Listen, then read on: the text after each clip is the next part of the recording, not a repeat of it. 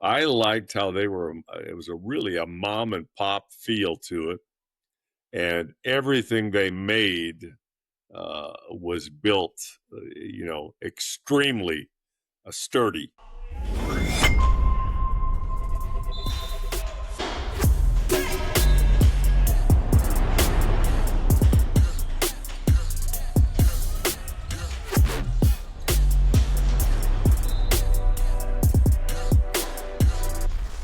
What's going on, Samson Strength Coach Collective listeners? On today's episode, we have he asked me to describe him as just a former NFL and collegiate strength coach. I think that's not a very appropriate introduction for Dana. Dana LeDuc is a legend within the field of strength and conditioning, so I'm very excited to have you on the show. Dana, thank you so much for coming on. Oh, thank you for having me, man. I appreciate it. Absolutely. Well, we are very stoked about it. I've talked with Brian about a lot of our guests for this Samson Legacy series, and he was adamant that we had to have you on. And he said that we have a great story that we'll save for later from your time working with Samson. But in the meantime, can you just give us a background of your career? I know it's a pretty extensive background, but we'd love to hear it, and what you're currently up to too. We would love to know that. Yeah. So I'm from Tacoma, Washington, and played all the sports in high school, and honestly, really fell in love with track and field and the shot put. And became state champion and got recruited and went to Kansas. They had the best three shot putters in America there: Carl Solve, Steve Wilhelm, and Doug Knopp. And anyway, ended up at Kansas for a year. It was just a little bit cold for me, and anyway, I ended up transferring down to Texas and had a pretty good career. I was runner-up my sophomore year at the NCAAs. My junior year, I was hurt. My senior year, I won the championship. And while I was at Texas, I noticed that there was only 3 or 4 of us using the weight room. And, of course, I didn't really pay a lot of attention. I went to some of the football games and I watched our basketball team because I loved all sports. But I was kind of curious as to why there was only 3 of us using this room. And it wasn't not like it was decked out. Our bars were bent. We didn't have any bumper plates. Our incline was a 2x12, about 10 feet long, and it was you'd have to lay back on a slant your entire body. Our power racks were 4x4 wooden with holes, and we had steel rods that would go through the power racks. Our benches were just wooden benches, but all of us were bench pressing right at 500 or more. We all power cleaned over 400. I squatted 805, and the football players. It was funny, they would see us out, and they'd be semi lit up, at the local watering hole and so forth, and we'd walk in, and we really didn't drink it much, during the season. We just try to get out and try to socialize and meet some other athletes at their favorite place to go, and many times they'd, hey, you tough guys. You throwers up there lifting weights, you guys want to arm wrestle you, man. I said, no, man, you don't want any of this. Trust me. I'd go about my business. We'd sit down in the throwers and we'd chat with the, folks that were out there. This happened a number of times. And finally I said, all right, you want to arm wrestle? I'm left-handed. I'll go right or left. It doesn't matter. I said, you can pull whenever you're ready. And, they're pulling. I'm like, no, you got to pull, man. So, and then I take and pop them down about 7, 8. Man, what are you guys doing? You're strong as a bull. I said, well, you need to come up to the weight room and find out. I've been trying to get you guys to lift some weights.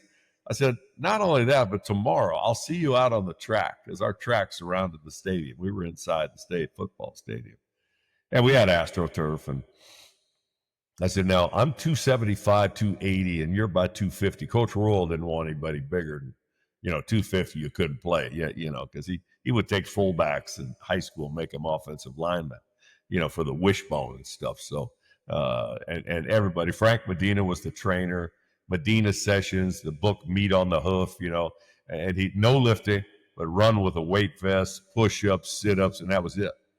And so I said, I'll meet you on the track, and I'm going to beat you in a 20-yard dash. And we'll get somebody to start us. I beat him by 3-4 yards.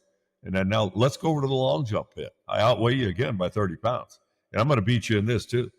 And so I beat him in the standing long jump. And man, So I had a handful of people, some of those players started sneaking up against Royals Will that actually got a lot better. So my senior year, I win the NCAA championship and go to the Olympic trials in Eugene. And I had taken the fall semester off. I mean, I'm always trying to get better. Like I said, I trained with Bruce Wilhelm, Steve Wilhelm's brother, who was my coach, and a great lifter, world's strongest man, wrestler, everything.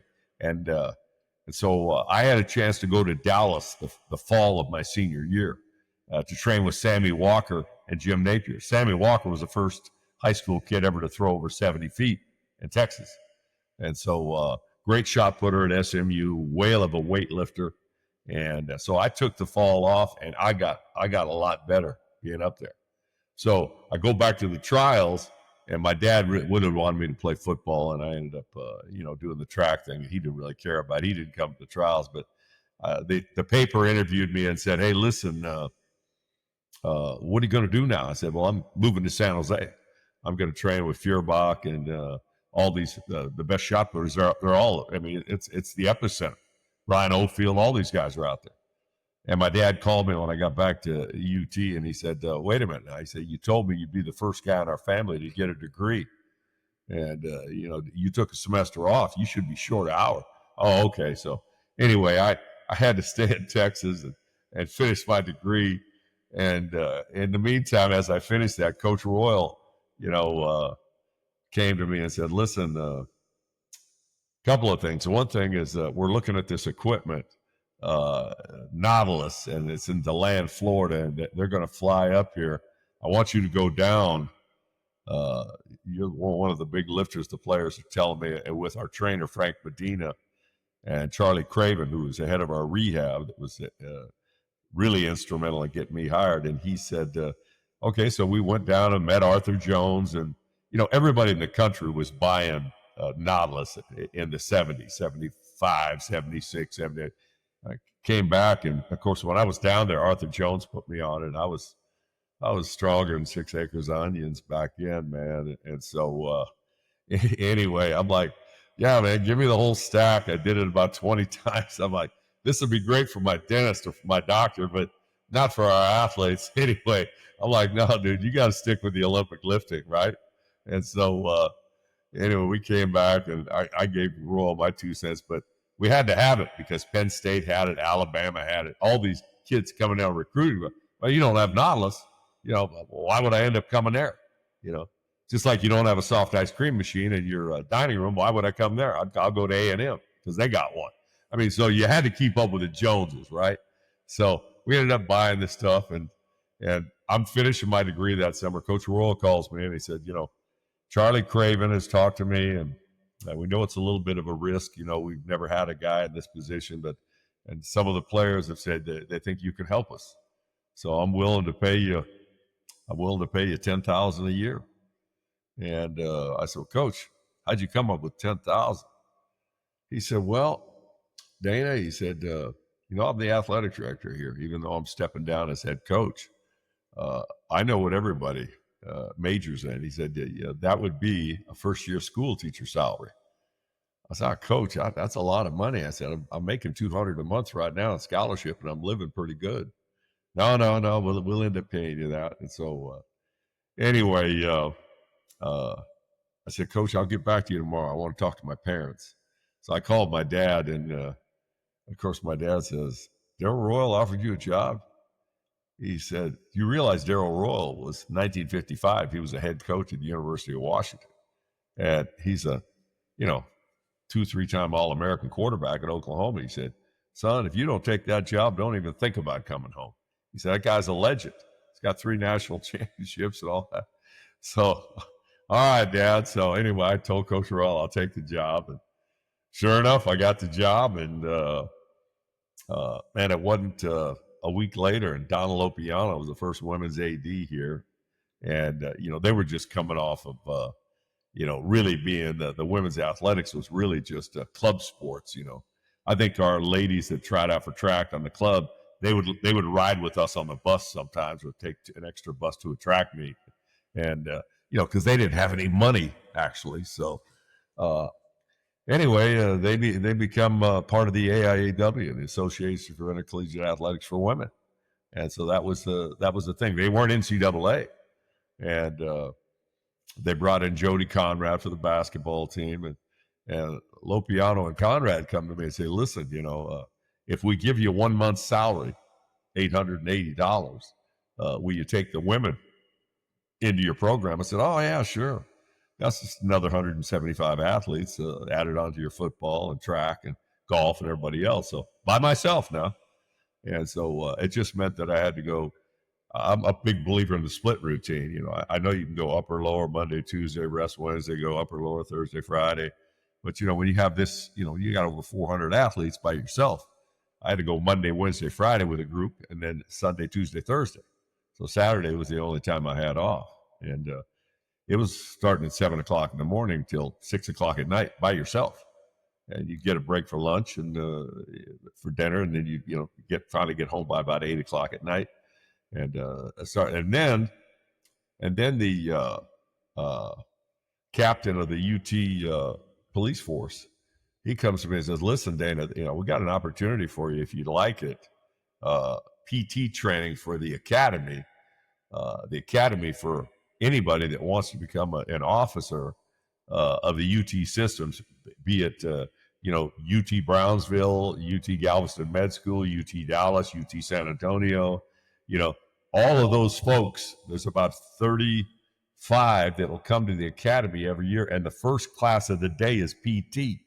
It would be at 5 in the morning now. You're getting in there about 6:30, 6. And we can pay you $750 for a session in the fall that would last about 10 to 12 weeks, and then one in the spring. So you can make an extra $1,500. That's why, yeah, I can do that. I'm only 23 years old. So all of a sudden you go from 10 to 10,880, and then you add another 50. Shoot, I'm almost to 12,005, almost 13,000. And of course, I'm getting up at 4 o'clock in the morning, getting home at 8. And, enough time to go to bed and do it again every day of the week. Now, again, I didn't travel with the team. I couldn't travel because I had groups on Friday. They'd leave Friday at 11, 12, 1, wherever they were going, if they were flying somewhere or busing somewhere. Really didn't have a whole lot of time to see anything except maybe a home game on a Saturday because Sundays were taken with the 3-day split, having to divide the groups up. And so that's kind of how it all started for me there in Texas. I mean, and so you took the job and you're like, hey, this is the way it's supposed to be.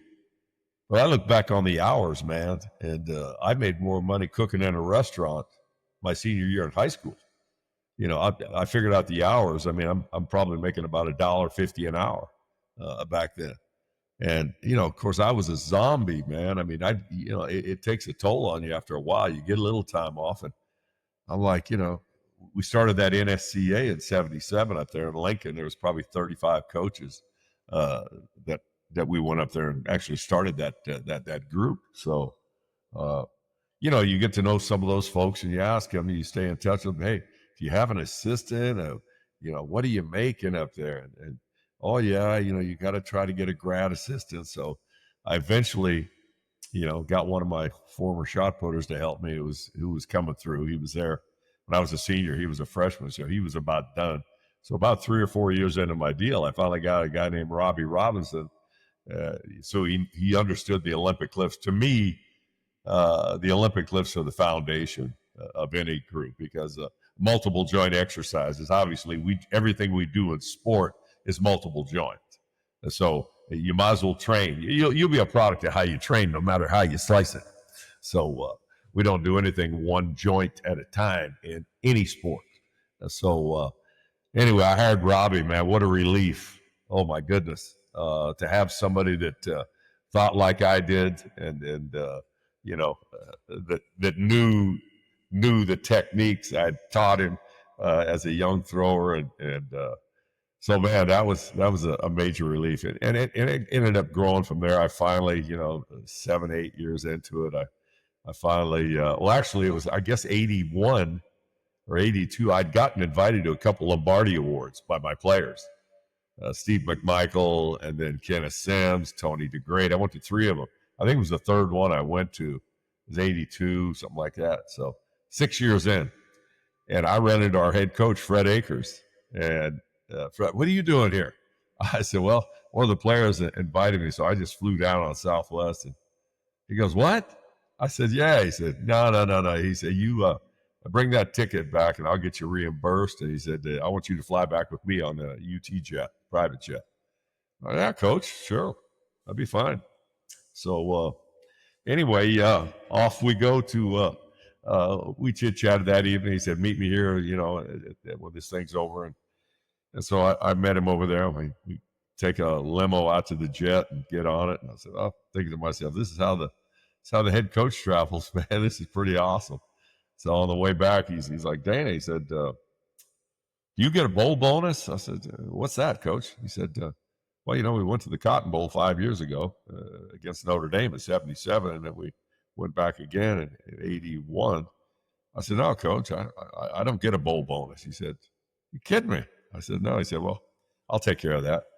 He said, let me ask you something else. You get a car like the other assistant coaches do, a car to drive from a local dealer? I said, no, coach, I got my own rig. I'm good. No, we got to get that squared away. So a number of things transpired on that trip coming back. And anyway, that changed a lot for me. And then Coach Royal called me one day and said, listen, I've got my son-in-law's cousin, Curly Ferris. He's an attorney here in Austin. He's got a bad knee. He loves to jog, little guy. And can you help him out? I said, yeah, coach, send him up to the weight room. I got him on partial quads and got the VMO a lot stronger. And because the patella was floating, and, he was beginning to develop chondromalacia. And so, man, after about a month, he goes, man, my knees, he goes, I feel unbelievable. And so, anyway, he said, gosh darn, what can I do? I said, you're pretty close with Coach Royal. Why don't you find out? Well, actually, Coach Royal had stepped down. DeLoss Dodds was the AD, but Coach Royal still had his hand. He was an advisor to the president, and they brought in DeLoss Dodds.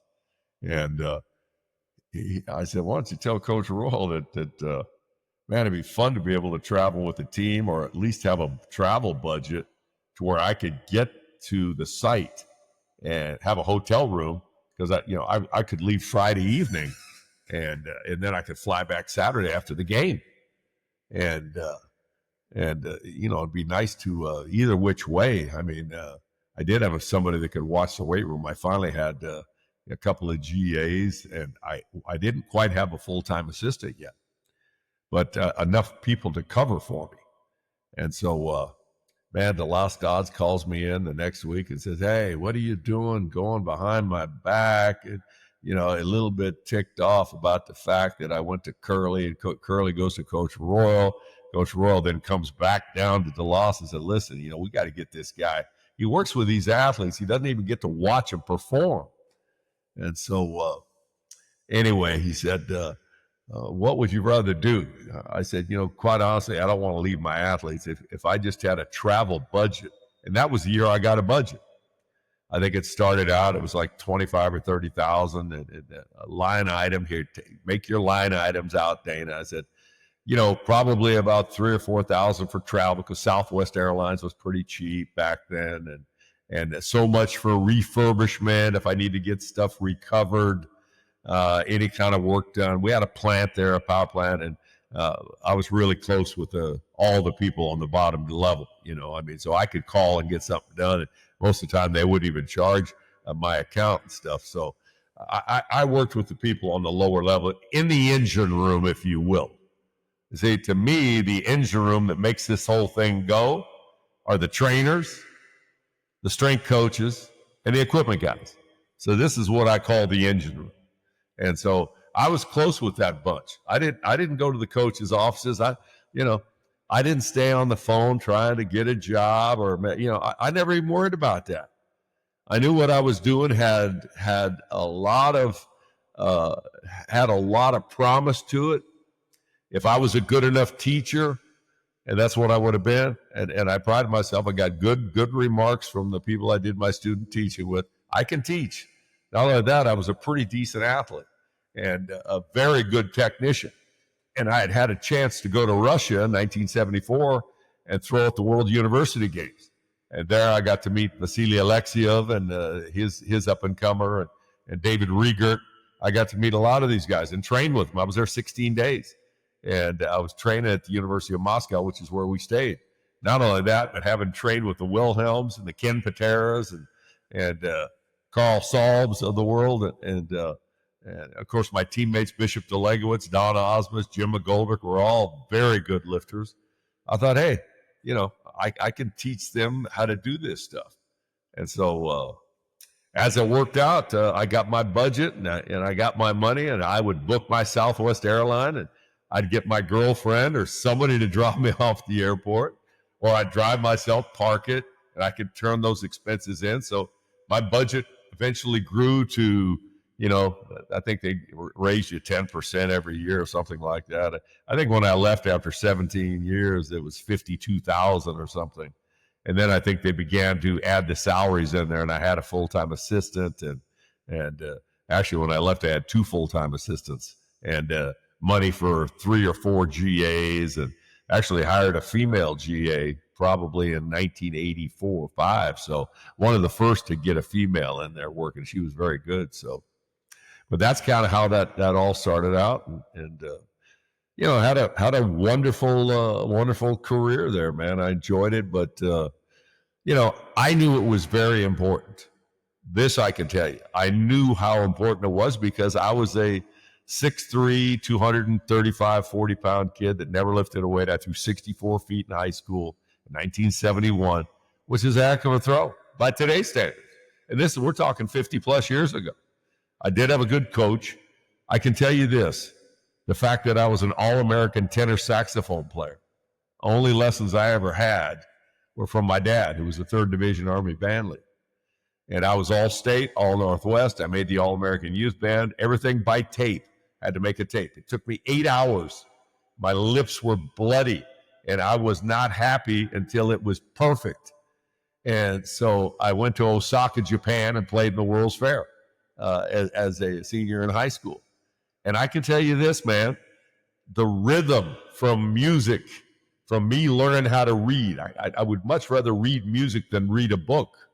And you have to stay 3 or 4 bars ahead for it to flow the right way. I can tell you this, music had a tremendous effect on my throwing.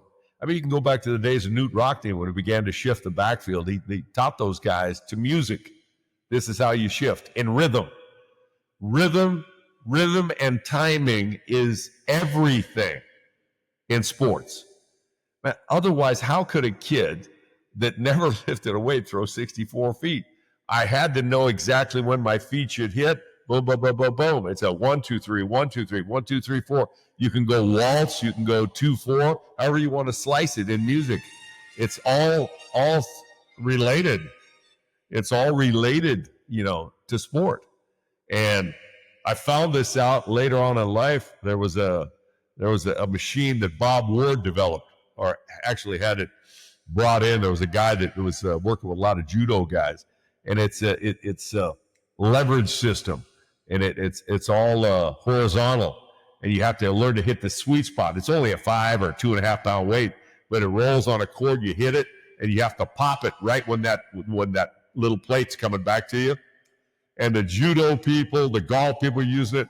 I bought one in St. Louis, and brought the guy in. And I said, this is very interesting. I had no problem with it. I understood it. But you can't believe how many guys, in particular big guys, that would be on this thing and had no rhythm at all, and they just had to slide it. They couldn't find that sweet spot to hit it at the right time. Well, think of this now.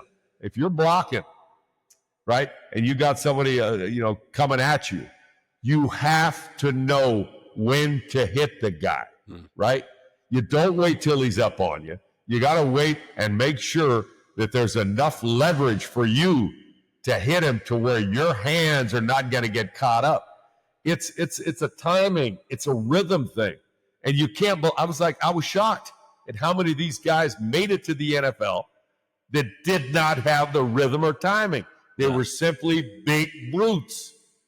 And they got a lot better. And our teams got a lot better as a result. Yeah. So this is just one thing that brings me back to my background, which wasn't weightlifting in high school.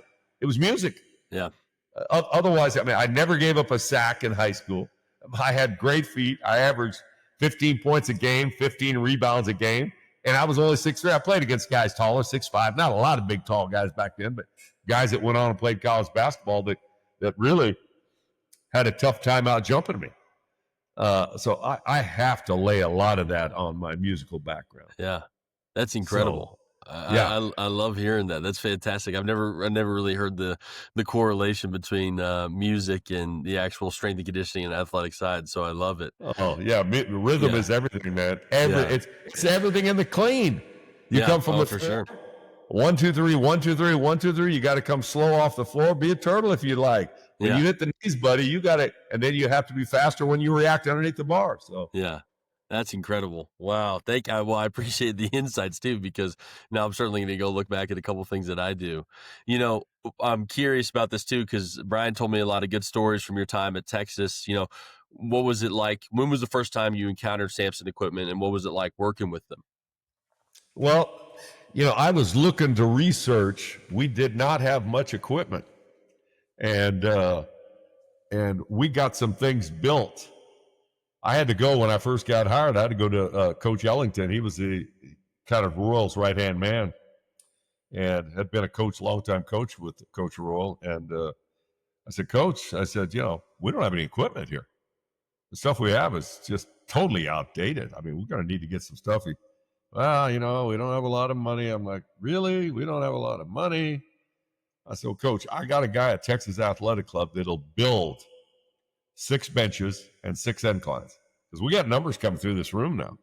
And he said, what's that going to cost? I said, I can get them done for $50 a piece. And they'll make them for me downtown Austin. So $300 for 6 benches, $300 for 6 inclines. And the bars, Coach, they're going to be 150. Our bars are all bent. I got to get some good ones. Then I'm going to need some Olympic lifting bars, and I'm going to need some bumper plates. Otherwise, we're going to crack the ceiling, and we're going to have a platform built.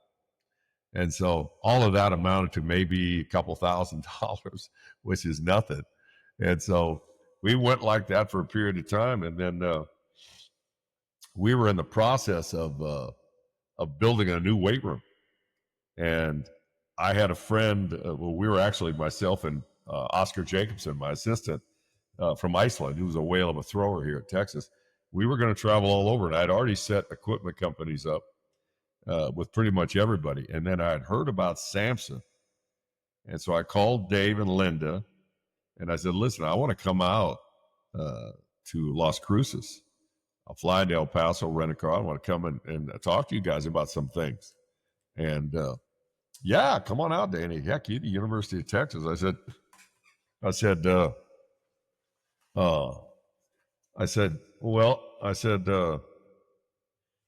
most of these companies are pretty well set on what they do.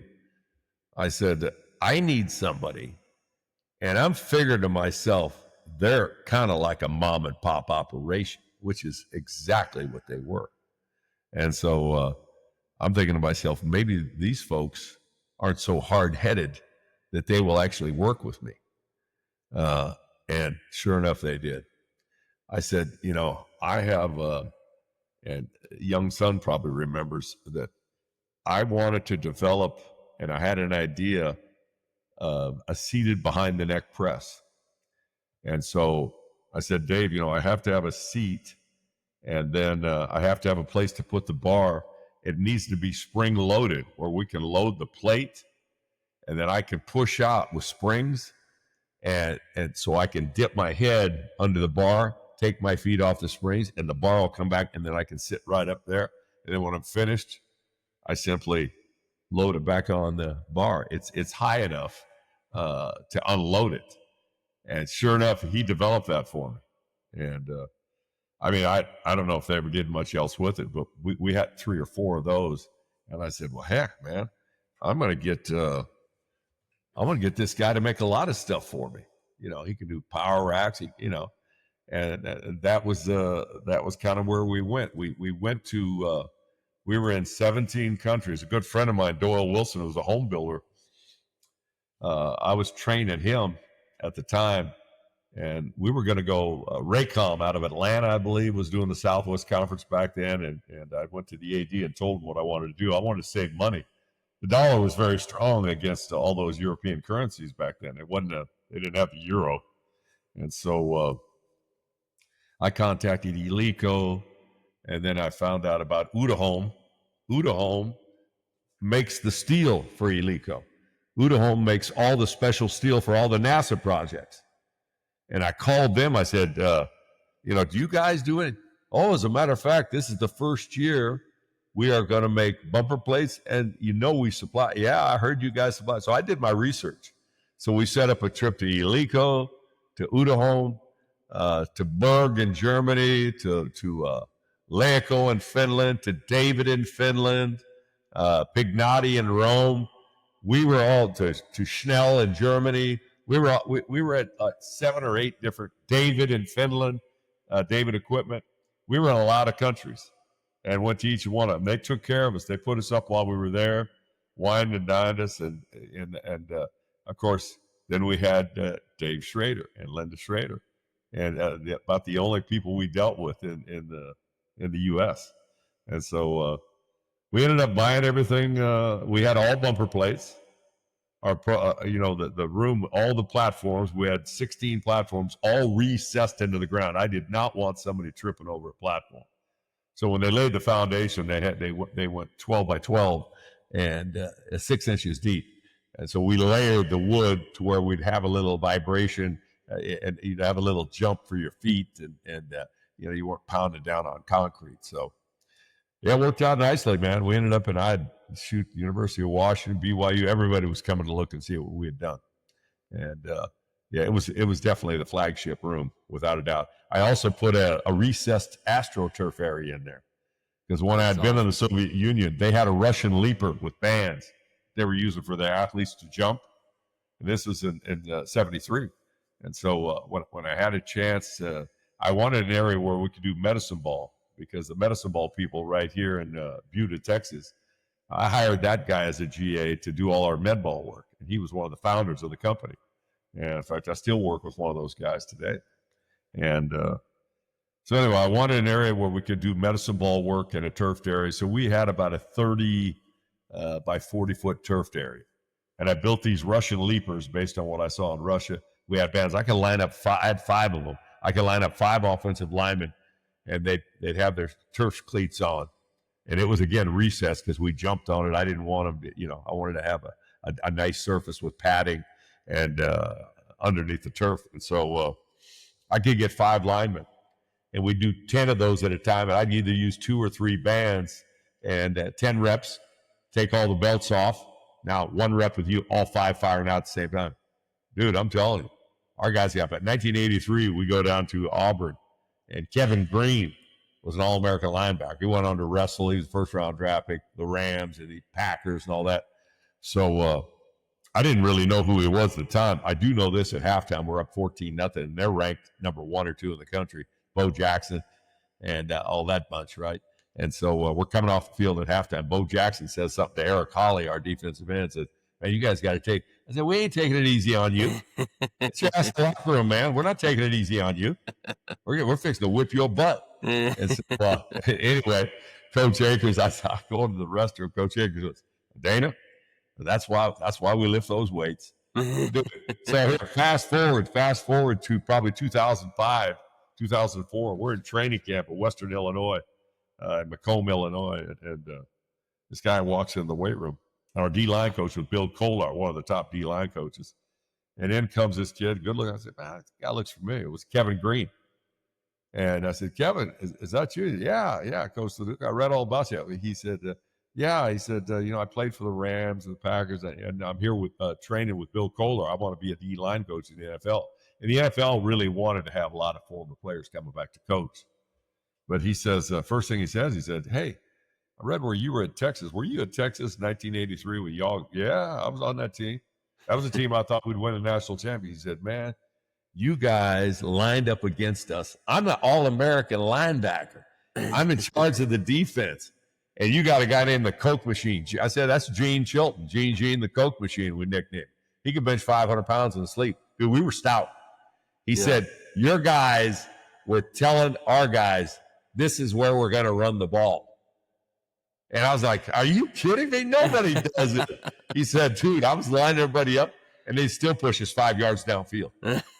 He said, I said, dude, let me tell you something. That's probably the most powerful offensive line I've ever been associated with. They all went on to play in the NFL. That year we had 17 drafted, 4 more. 21 guys made it in the NFL off that team. Wow. That's to me incredible. the greatest team in Texas football history. Now, we didn't have a big-time quarterback like a Vince Young, but we lost 10-9 to bum play in the Cotton Bowl to Georgia. But that just goes to show you all of this stuff you did and the little things you picked up, and like in the Russian leaper, and then our basketball players were jumping high. Our women's basketball team, 86, they go 34-0. Yep. And back then, I didn't get a conference championship or a national championship ring. I was just one of the guys. I wasn't in a team picture. Dude, I wasn't in any team pictures. I was a strength coach. All my time, I didn't get into a team picture until I went to Miami in 93, 94. I'm in both team pictures. They demanded, hey, nobody ever said it's picture day today. I'm not in one team picture. That's how they didn't know what to do with me. I'm a little sour about it because I'd like to have pictures with my guys to remember them, but that's how it was. I didn't have an agent. Yeah. Hey, isn't Dana supposed to be in a team picture? I mean, think about it now. Yeah. I knew how valuable it was. And I would have thought that DeLoss Dodds, our athletic director, would have known. He's a track background guy. And of course, not a lot of people pay attention to your shot putters, but and nobody can see the correlation. Well, I thought to myself, the perfect strength coach is a guy that was a thrower. Yeah, for sure. He understands power.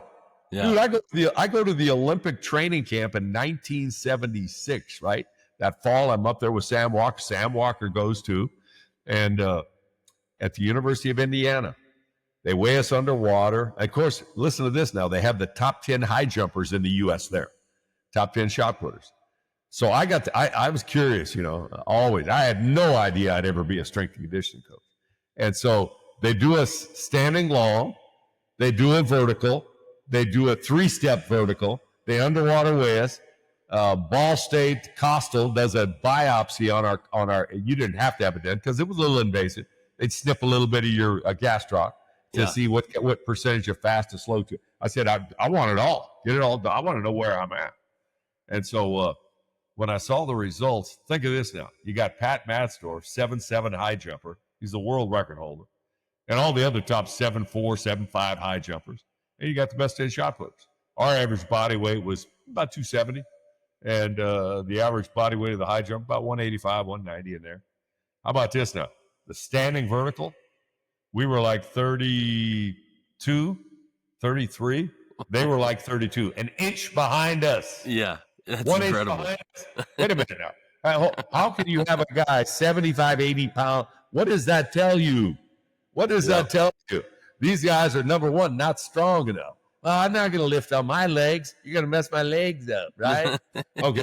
Now, then you go to the 3-step vertical. They go to 37, and we go to 34. They beat us by 3 inches. Well, that's what they do. That's what they do. They take steps before they go into their jump. Yeah.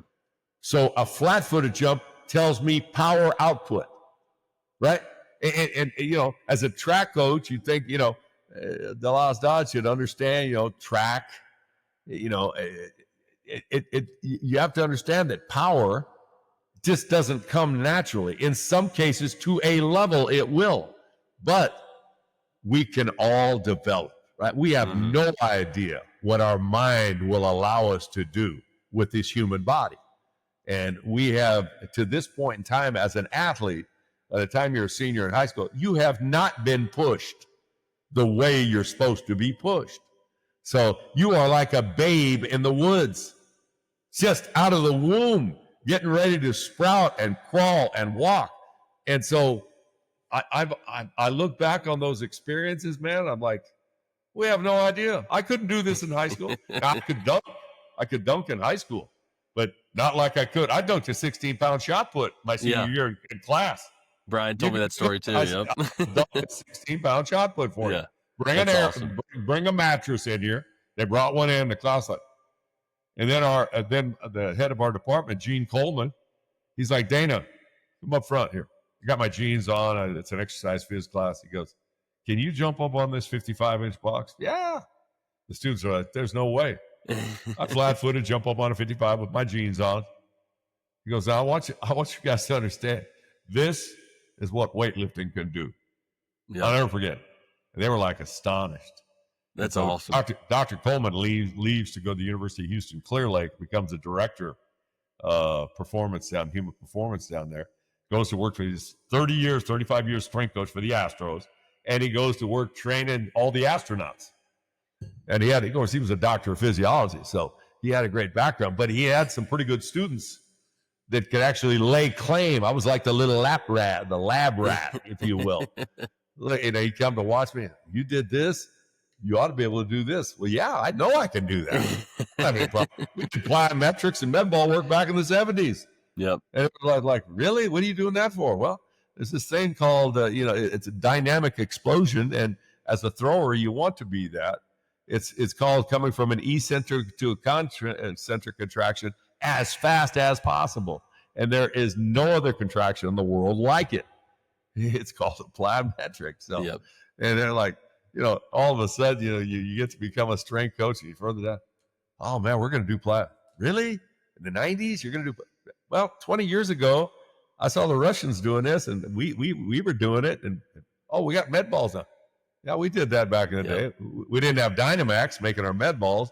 We had some BS that, would fall apart every time you banged it into something, and the stuffing would come out of it. But we finally got that remedied when we found Dynamax. But yeah, it's things like that you just learn by keeping your eyes open, your ears open, and your mouth shut. And so, that's a good rule of thumb. I like that rule of thumb. We certainly don't have all the answers, but I'm going to learn, man. Yeah. I may not be the smartest guy in the world, but I hired Angel Spazov when he was on a trip coming from Bulgaria.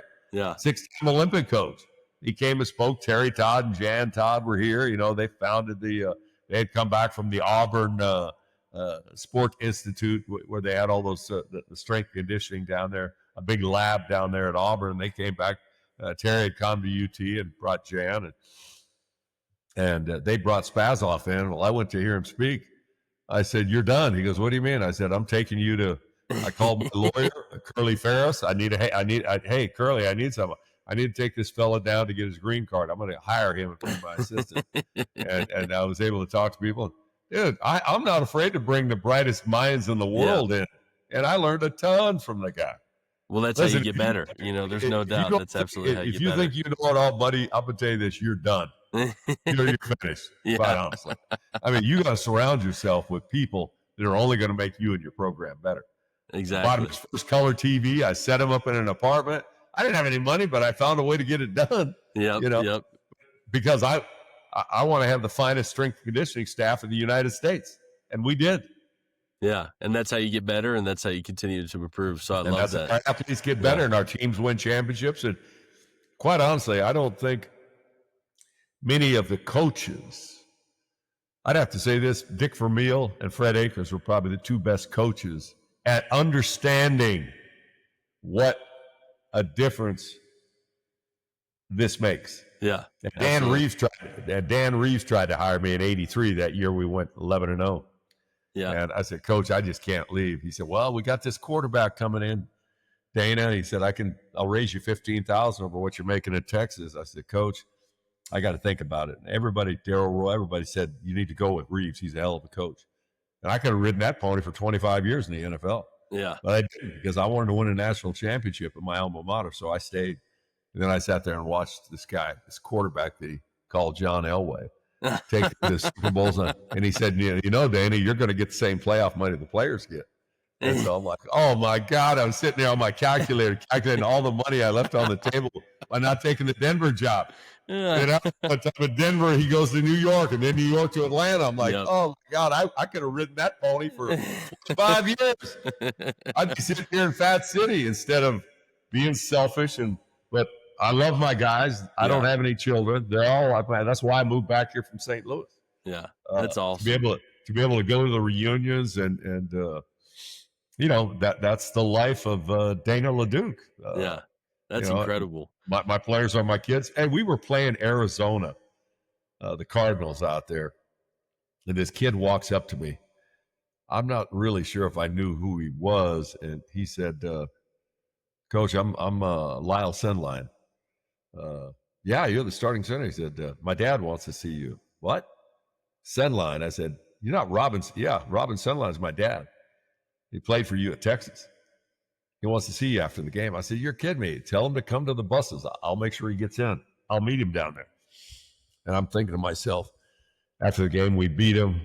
We go down, and we were pretty good back then in St. Louis. And I'm thinking to myself, showering up, getting ready to go out and meet Robin.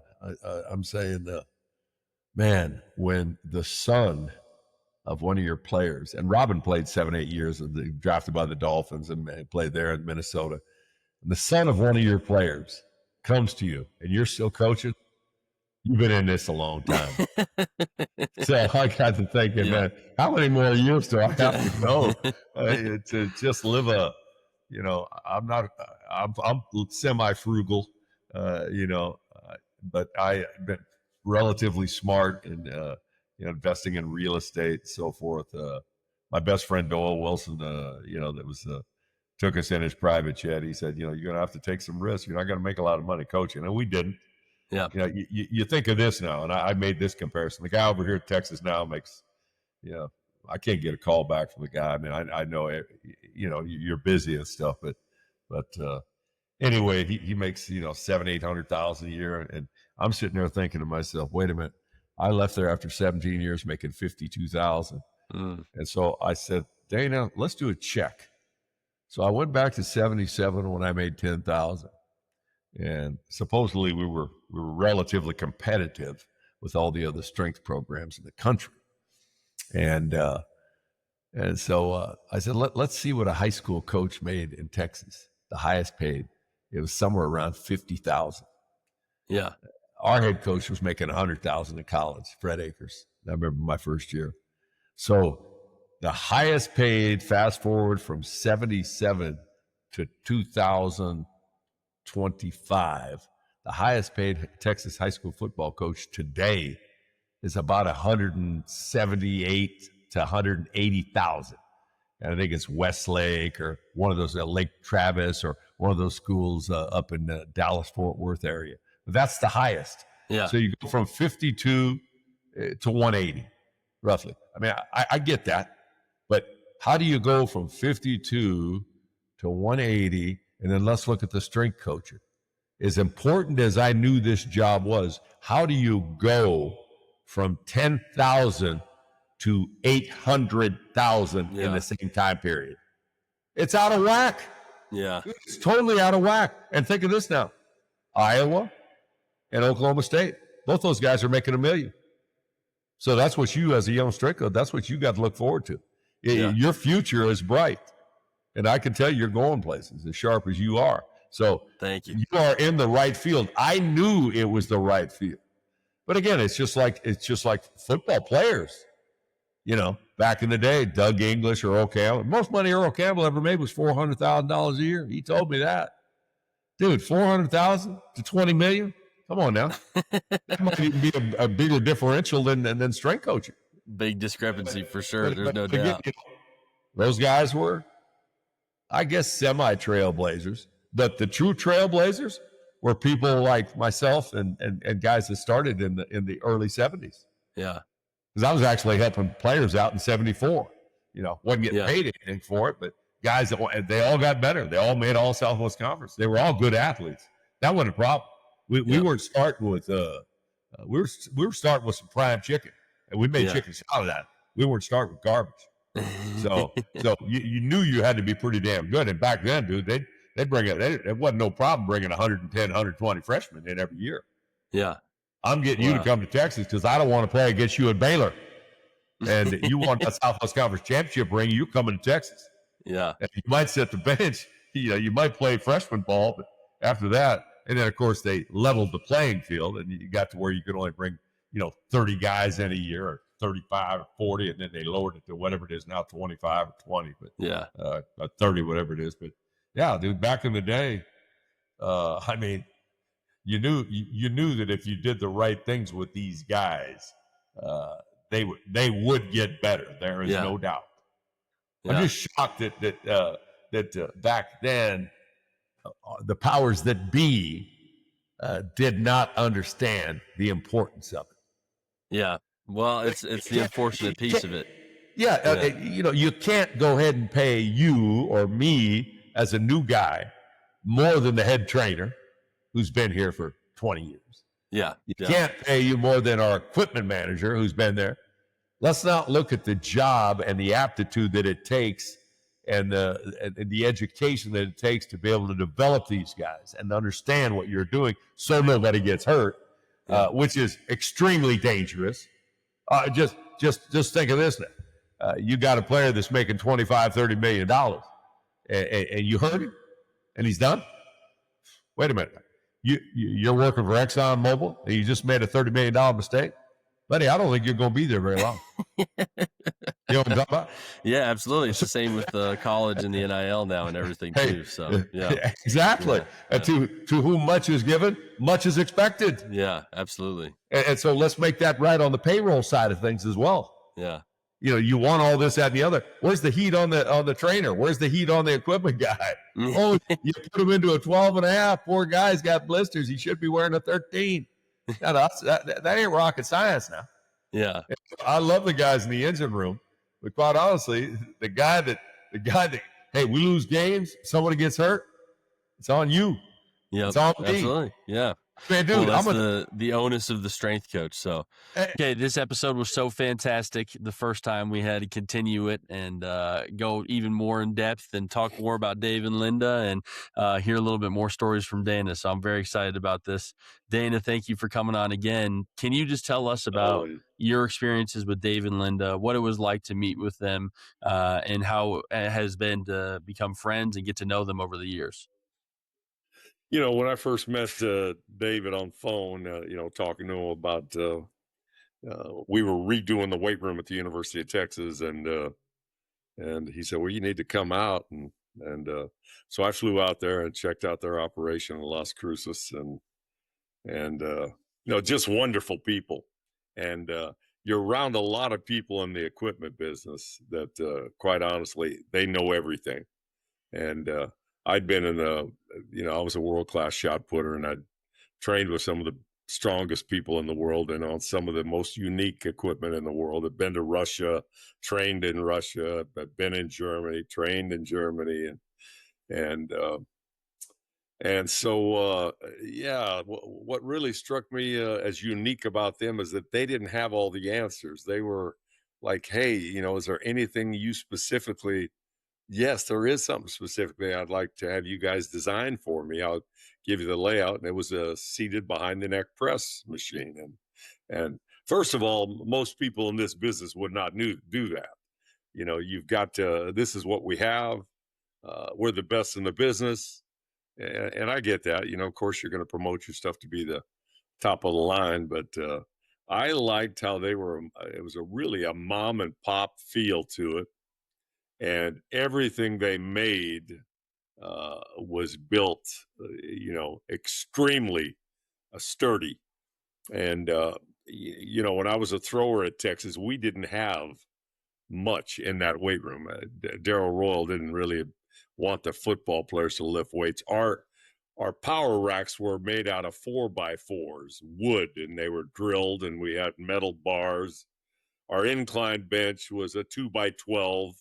About 8 feet long, and it had, it was all wood, and it had some, like a 2x4 on the bottom where you would lay back on the board and your feet would be attached or would be on top of a 2x4 that was drilled in to the 2x12. And it was like, we didn't know any better. We were coming out of high school, and our benches were just wooden benches, and we slid them under the power racks, and all our bars were bent. We didn't have any bumper plates, and most all of us in there were power cleaning 405, and most of the plates were chipped, which I weighed later on. Some of them weighed 42, some of them weighed 43, and it got to be when I got hired there that the seniors would grab those chip plates and lay them over by the bench. So instead of really 405, it was probably more like about 396 in weight, because nobody else could use these plates. I mean, the top dog. It was one of those deals. But I'd grown up with that there as a thrower, and again, I got hired right after I graduated. So it was. I knew the lay of the land, and I also knew that if we were going to have if we were going to get any kind of program going, we had to have equipment. We had one incline. I mean, all of a sudden you're taking over 125 football players. So meeting these guys, I had my first bit of equipment, you know, made downtown Austin for $75 a bench. And it was, 2x2 tubular steel. I mean, dude, it was the cheapest we could get, but I needed 6 of each. And it was like, $450 for 6 benches, $450 for 6 inclines. And then we did have to get a couple of Olympic bars. We had room to have 2 guys cleaning back in the back. And we did have to buy some bumper plates because, quite honestly, when that stuff would hit the floor, the ceiling down below, we were up one level on the stadium. You could see the cement. What's going on up there, man? Well, you're dropping weights. There's no rubber. There's no nothing. I mean, what do you expect? So meeting those 2 guys, man, Dave and Linda, what a breath of fresh air it was, because, starting out on this journey to redo the weight room when it came down to get out of an unair conditioned room that had bare bones equipment. And Darrell Royal had bought Nautilus in 1975 when I was a junior.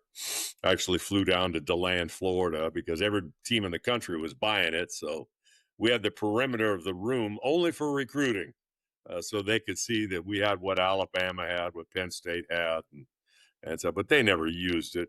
We didn't use it. I mean, maybe for my dentist and my doctor, it'd be a great workout, but I wasn't going to use that as an athlete. You'd never catch you could stack the whole thing and do it 20, 30 times. I mean, really, you're not making much gains there. So, as I said, when we really got rolling in the early 80s, and it came up that we were going to build a new facility, we're going to go from about 4,000 to about 9,000 feet, and top of the line equipment, man. I reached out to those guys, and they were spectacular. So what did it mean to you to be able to have that quality of equipment? Because like you said, you're able to get it done with the 2x12s. You're able to kind of slap shot some equipment together and, make it work. But what did it mean for your teams to be able to train with high quality equipment like Samson's?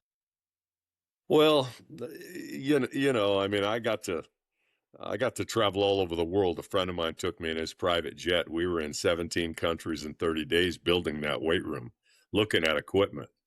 And lo and behold, most of the equipment I got was located in, it wasn't in Germany. It wasn't in Sweden.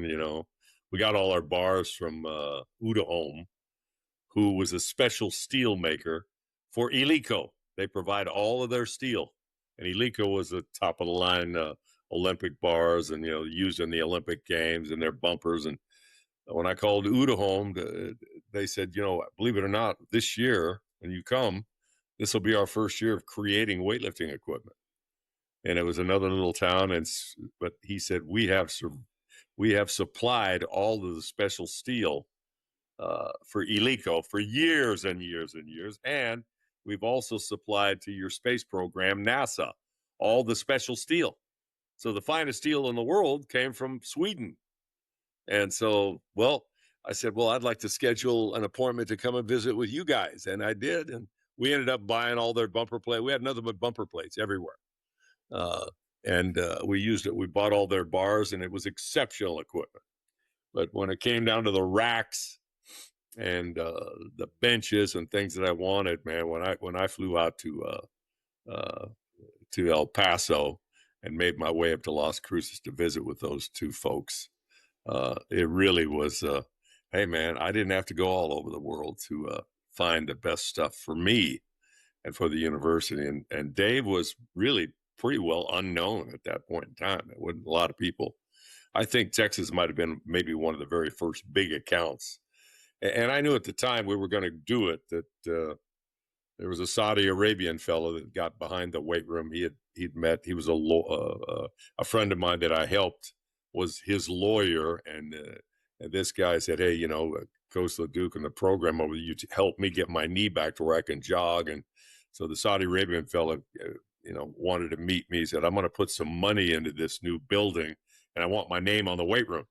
What you've done for my attorney here, and so forth." And I said, "Yeah." And Curly Ferris, the attorney, said, "Hey, this guy's he wants this thing first class, man." I said, "Well, we hadn't had a lot of money to spend in the past. You would have thought Texas was Sisters of the Poor, the way it was when I was going there." And of course, when I found that out, I said, I'm going to put the very finest equipment. And it just so happens that Dave and Linda Schrader's Samson equipment was the very best that I could find, and it was done to our specs. It wasn't a cookie cutter thing that everybody does, take it or leave it. We were able to put different, chin up bars on things. This is back before a lot of this stuff was even known, and then the seated behind the neck press that was spring loaded to get it out. All of that stuff he created for us. I mean, which was just fantastic. What did it mean to you to have a company that you could work with, one-on-one? And you mentioned it earlier, like a lot of companies don't operate like that. They're just going to say, well, I've got the best, and, we do things right here, so just buy our standard equipment. What was it like to work with somebody who was willing to hear your ideas and really implement them and find the product that you wanted? I mean, here I am, dude. I mean, again, I've been all over the place throwing the shot put and have lifted all over the country. And I knew exactly what I wanted from my players. I was going to train them the way I would train a track team.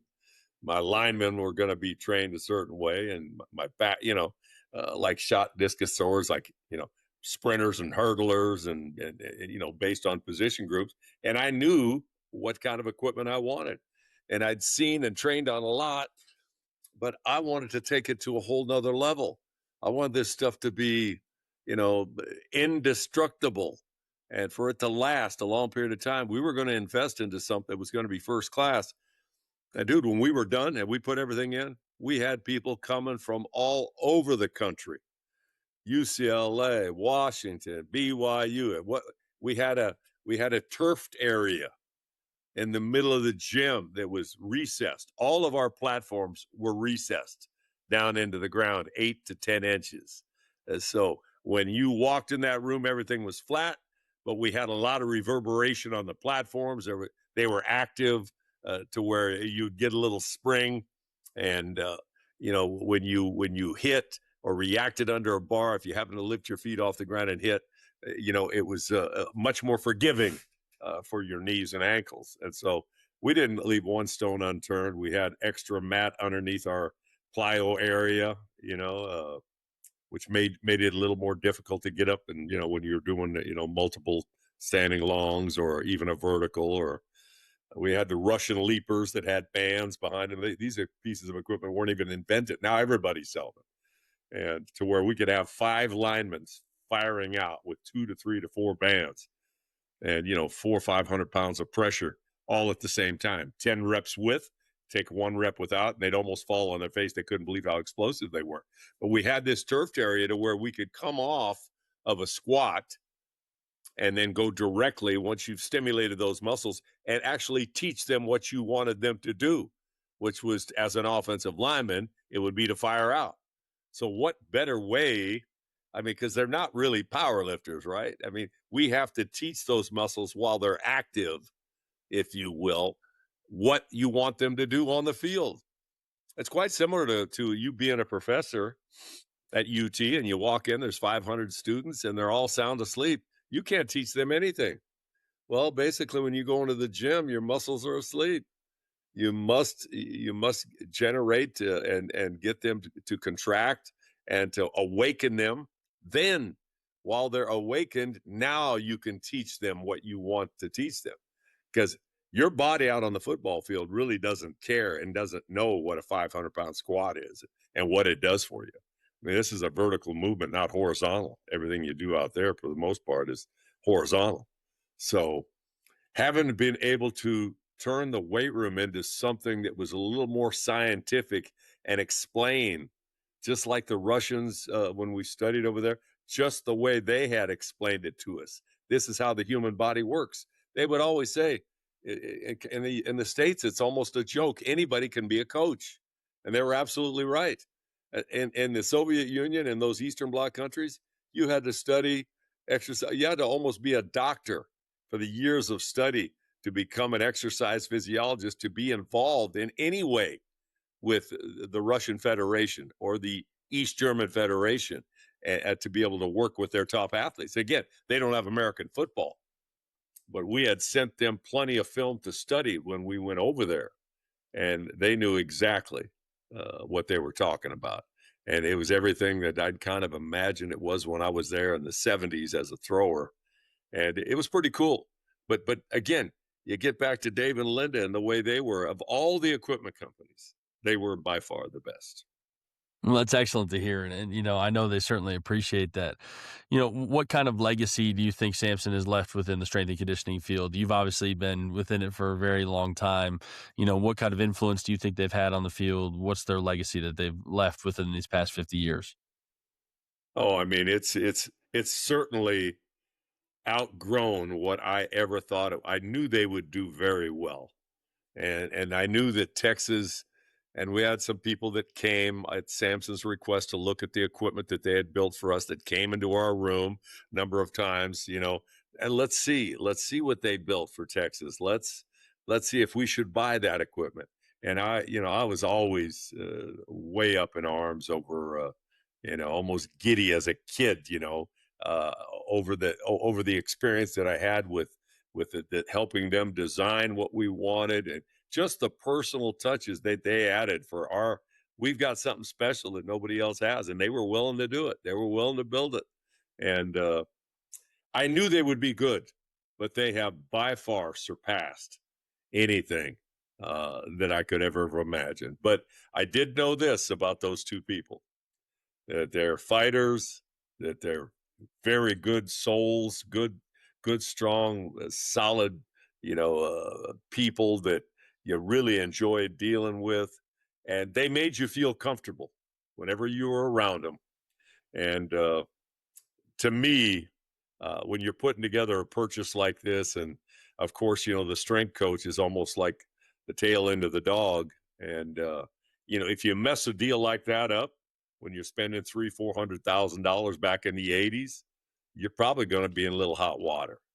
But I had no doubt from the very beginning, all the places that I had been on an international level as an athlete, and quite honestly, doing that, lifting these kinds of weights that we lifted back in that day, that hey, that I was able, myself and my team, we were able to purchase the right things, and more importantly, from the right people. Okay, on a personal note, I have a question for you. Do you still get some shots up? Do you still throw? I went to a seniors meet the other day, and man, I don't know. I might end up doing it. I think the records are within reach. I mean, I spent a day out at a track meet. It was just throws only. It was hammer, it was shot, discus, and javelin. And I'm like, really? My shot put's only going to weigh like 4 kilo, like 8 pounds? Man, that's half the weight. And the records are somewhere around 50, and so I'm like, man, that's kind of. So I made this spring purchase a shot, a little bit. I preferred a little bit bigger in circumference, and they make all kinds now. When I went online after the track meet, I was pretty geeked up, and I may piddle around with it, man. You know, I seen guys that there was a 85 or 6-year-old retired anesthesiologist from Austin, and he goes, "Yeah, man, I remember you. Yeah, I remember you throwing at UT back in the day. What do you?" I said, "I just came out to see the guy that owns the property and his wife. I remember she was a discus thrower, Carol Finsrud. Mike Graham owned Texas Athletic Club way back in the day. In fact, Mike Graham's the guy that built those machines for me. Mm. And then he let Texas Athletic Club go, and then he owned another Hyde Park gym in Austin, and then Austin got too big, so he moved to Lockhart. And meanwhile, his wife was still throwing. She still has numerous records, and she's 67, still throwing. So it was good to see them. And hey, Danny, you need to think about this throwing deal. I might do that. So I'd love to yeah, see it, and I'd certainly keep up with it. We've got it'd be a fun. facility manager here who does all the Highland games, and so he's Oh trying to yeah. get me involved in those, and he gets excited because I'm a former thrower as well, and so but he Oh wants to really? see me do the caber toss. Yeah, I wasn't very good. I mean, I was low 50s in high school, so I didn't Oh continue okay. on in college, but it was fun. I had a lot of fun. My teammate Jim McGoldrick came to Texas with me from Orofino, Idaho. He threw 208 in the discus in 1975 as a junior. Very good throw. And I think Ryan Krauser finally broke the record 40 years later. But Jim moved to California when I took the job here at UT, and continued to throw. Got it to about 214, 215. Never could quite make the team, the Olympic team, and so got into the Highland Games.